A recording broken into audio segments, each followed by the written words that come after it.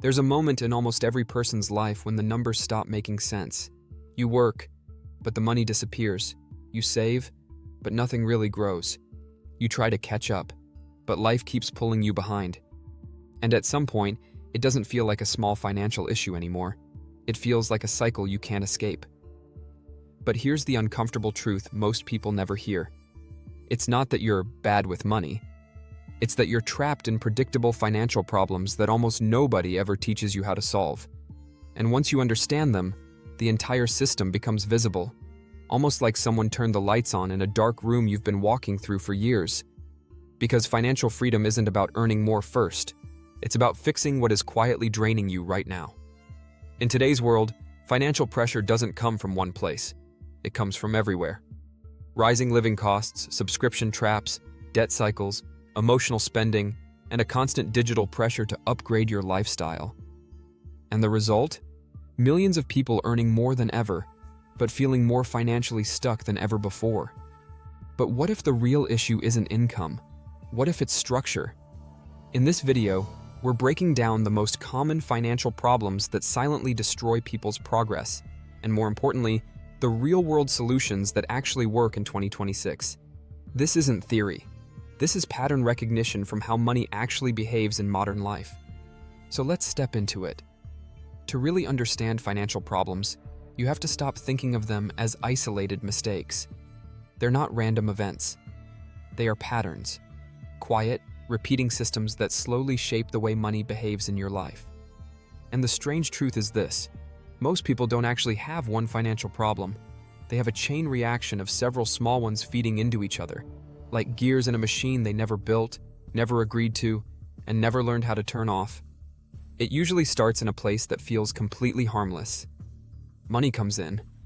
A salary, a payment, a side hustle, a little extra from somewhere unexpected. For a brief moment, there is clarity, relief, even confidence. It feels like this time, things might finally be different. But then something subtle happens. The money begins to disappear, not all at once, not in one dramatic mistake, but in fragments so small they don't feel important enough to notice. A subscription here, a convenience purchase there, a quick decision made while distracted, a just this once moment that quietly becomes part of a routine. Individually, none of it feels like a financial threat. In fact, most of it feels justified, even reasonable. That's what makes it so dangerous. Financial problems rarely announce themselves loudly. They arrive disguised as normal life. And this is where the first real illusion begins. People assume financial struggle comes from lack of income. But in reality, most financial pressure comes from something far more deceptive: the gap between awareness and accumulation. Because what determines financial stability is not just how much you earn, but how much of your money actually survives your lifestyle. And in modern life, survival is harder than it looks. Everything is designed for frictionless spending. One-click purchases, auto-renewing subscriptions, tap-to-pay systems that remove the physical feeling of money leaving your hand. When money becomes invisible, so does its disappearance. And that invisibility creates the first real financial distortion: the illusion of control. People feel like they understand their money because nothing dramatic is happening. Bills are being paid. Life continues. There is no crisis. But underneath that calm surface, something is constantly draining away. And by the time it becomes noticeable, the pattern has already been established. That is the first layer of financial problems: leakage without awareness. But once awareness begins to form, another layer becomes visible, and this one is more psychological than structural. Because money is never just money in people's lives, it is emotional regulation. This is something most financial advice completely ignores. People don't overspend because they are careless.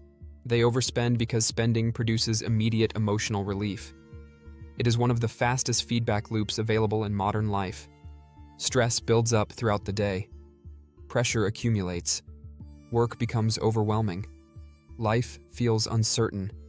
And then, in a single moment of frictionless purchasing, there is a temporary shift in emotional state. Something arrives. Something new. Something stimulating. Something that creates a short-lived sense of control. And the brain remembers that pattern. So the next time stress appears, The solution feels familiar. Not logical, but familiar. This is how financial behavior becomes emotional conditioning rather than rational decision-making. And over time, that conditioning builds an entire financial identity. I just like small treats. I work hard, I deserve it. It's not that much money anyway. These phrases are not explanations. They are reinforcements. They are the language of a system that has already normalized emotional spending. And because the amounts are small individually, the brain never flags them as dangerous. But finance is not measured in isolated moments. It is measured in accumulation over time, which means emotional spending does not feel like a problem until it becomes a pattern too large to ignore. And by then, it is already deeply embedded. But even emotional spending is not the deepest issue, because underneath behavior lies structure. And most people's financial structure is not designed, it is accidental. Money arrives, and it flows outward based on urgency, habit, and external pressure. Rent gets paid, bills get covered, social spending happens, emergencies are reacted to, there is movement, but no architecture. And this is where the third major financial reality appears: reactive money management. Reactive money management is when your financial life is controlled by what demands attention first, rather than what deserves priority. It creates a constant sense of urgency. There is always something that needs paying, something that needs fixing, something that needs attention. And because everything feels urgent, nothing feels strategic. This is the difference between surviving financially and building financially. Survival is reactive. Building is intentional. And without intention, even good income cannot create stability. But there is another layer that quietly worsens everything: debt normalization. In modern financial systems, debt is no longer treated as a warning sign. It is treated as a tool, a convenience, a standard part of life. Credit cards are framed as reward systems. Buy now, pay later services are framed as flexibility. Loans are framed as stepping stones. And while these tools are not inherently dangerous, they change something fundamental in human psychology. They disconnect consumption from consequence. When you remove immediate consequence, spending becomes abstract. And when spending becomes abstract, it becomes easier to justify. You are no longer asking, "Can I afford this?" You are asking, "Can I manage the monthly payment?" And that shift is subtle, but powerful, because affordability becomes fragmented. Instead of seeing the full weight of a decision, you only see slices of it. And fragmented financial thinking always leads to accumulation of invisible burden. Over time, these fragments become obligations, and obligations become restrictions, and restrictions reduce flexibility. And flexibility, more than income, is what determines financial freedom. Because someone with high income but no flexibility is still financially trapped in a different form. But there is another force at work in modern financial problems that often goes completely unnoticed: lifestyle inflation. Lifestyle inflation is not about luxury, it is about adaptation. When income increases, life naturally adjusts to match it. Better food, better environment, better experiences, better convenience. These changes do not feel excessive individually. In fact, they feel deserved, earned, logical. But the financial system does not evaluate logic, it evaluates retention. And if every increase in income is matched by an equal increase in spending, then net progress remains zero. The person feels richer, but their financial position remains unchanged. And because the lifestyle feels improved, the illusion of progress is strong enough to mask the lack of real accumulation. This is why many people who earn significantly more than average still feel like they are just getting by, because their lifestyle expanded faster than their financial base. And once that expansion stabilizes, it becomes extremely difficult to reverse. Not because it is impossible, but because it becomes emotionally integrated into identity. People adapt quickly to better conditions, and once adapted, reducing them feels like loss rather than correction, which is why financial improvement often requires uncomfortable restraint before it produces visible results. But even all of these issues combined still do not fully explain why financial problems persist, because there is one deeper layer that sits beneath everything else: and that is lack of financial design. Most people do not design their financial lives, they participate in them. Money enters, money leaves, life happens in between. There is no pre-allocation, no intention, no system that decides in advance what money is supposed to do. Without design, money becomes reactive by default, and reactive systems always drift toward inefficiency. Because efficiency requires structure, and structure requires conscious planning. This is why two people with identical income can have completely different financial outcomes. It is not because one is smarter or more disciplined, it is because one has structure and the other does not. One person assigns purpose to money before it arrives, the other assigns purpose after it is already gone. And by the time money is assigned a purpose after spending, it is already too late to influence outcomes. This is where the entire system either stabilizes or continues to repeat. Because financial stability is not built on effort alone, it is built on pre-decision. When money has a job before it arrives, decisions become automatic. And when decisions become automatic, emotional interference decreases dramatically. This is the shift most people never make, and it is also the shift that changes everything. Because once financial structure is in place, even imperfectly, the entire relationship with money begins to change. Spending becomes visible, saving becomes consistent, debt becomes manageable, and income growth finally translates into actual progress instead of temporary relief. And what once felt like chaos begins to feel predictable.